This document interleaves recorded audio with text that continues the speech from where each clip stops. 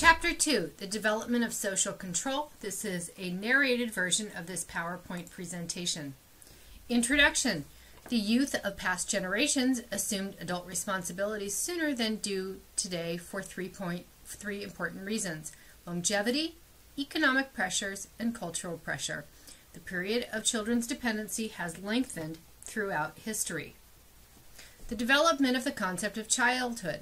Some past cultures didn't consider children as a distant class in need of special protection and nurturing. The English had a concept of childhood by the 12th century. However, those under the age of 12 could marry or enter the religious order.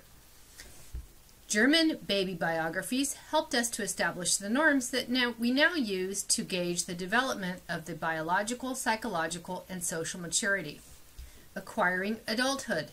Children require many years to mature into adults. Rights and responsibilities are accorded to them slowly. Children need socialization, protection, and time to develop a mature perspective. Laws set cutoff points at which rights and responsibilities change suddenly. This age is 18 in several states. Issues that affect the granting of adulthood. Self-discipline compels members of a society to conform. And patriarchy, a social system in which males have authority and fathers are considered the absolute head of the family. Leaving home at an early age. Successful example would be Benjamin Franklin. Unfortunately, such examples aren't the norm. It's in today's society's interest to ensure that children have the opportunity to thrive. The child reform movement. One era of social upheaval extended from the late 19th century to the early 20th centuries. Several movements arose in the attempt to improve social conditions for children. Orphan trains, a term that encompassed the practice of 19th and early 20th century child welfare societies of placing many orphans, impoverished children, and young adults on trains to less populated parts of the United States, primarily the West. Orphan trains served two key purposes: removing the poor from big cities and providing labor. Some children went to bad homes and employers who wanted only to exploit their labor and provide no education or family life. House of Refuge, an early form of the reformatory during the mid-late 19th century that housed impoverished and delinquent children and status offenders.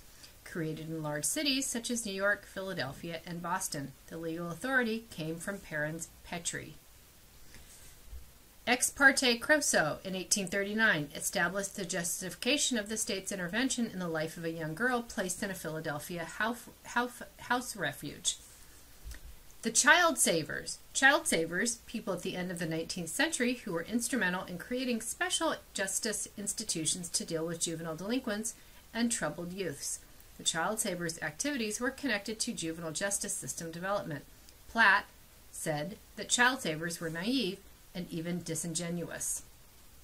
The Child Savers, the philosophy of reformatories under the Child Savers, included segregation of young offenders, removal from home environments, incarceration without trial or legalities, indeterminate sentences, punishment must benefit the punished, emphasis on discipline, the cottage plan, emphasis on labor, education, and religion, as well as sobriety, thrift, industry, prudence, and realistic ambitions. The Juvenile Court, an important step in the development of social control in American youth. The Juvenile Court provides youth with a legal system to protect them and to exert formal civil control over them. History of the Juvenile Court. The first Juvenile Court was established in Chicago, Illinois in 1899. Court opponents blunted the reforms with secret hearings, foster homes, and limited jurisdictions. Problematic issues: probation officers, minority children, girls, and private hearings. Boys, girls, and bias. Common reasons for differential treatment of males and females include biological differences, physical differences, religious issues, and economic power. For their own good, the court must carefully develop policies that incarcerate, treat, and divert juveniles. The court must act in the best interest of the child while balancing those interests with the protection of society and the expectations and demands of parents, schools, and the community. Today, young offenders are accorded more due process rights than they were at the inception of the juvenile court.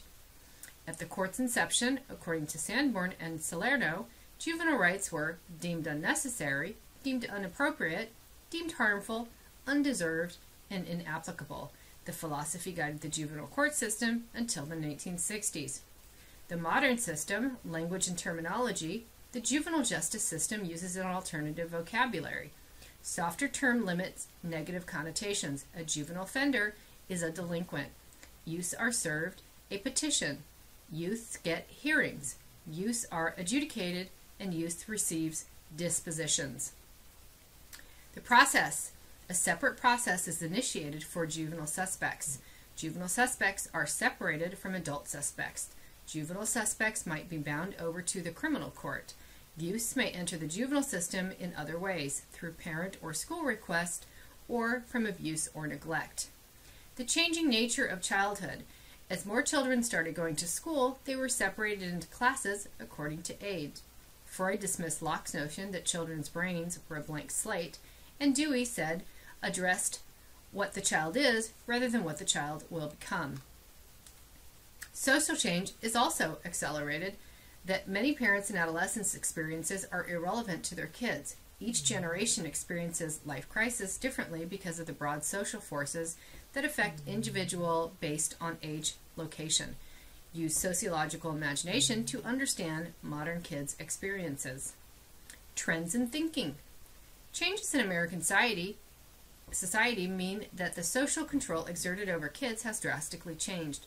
Social control has shifted from social accountability to personal accountability. Modern kids are more free to express themselves, but are also more individually accountable to some degree. Kids today, moving faster towards adulthood. The paradox, more freedom of expression, but more difficult personal decisions.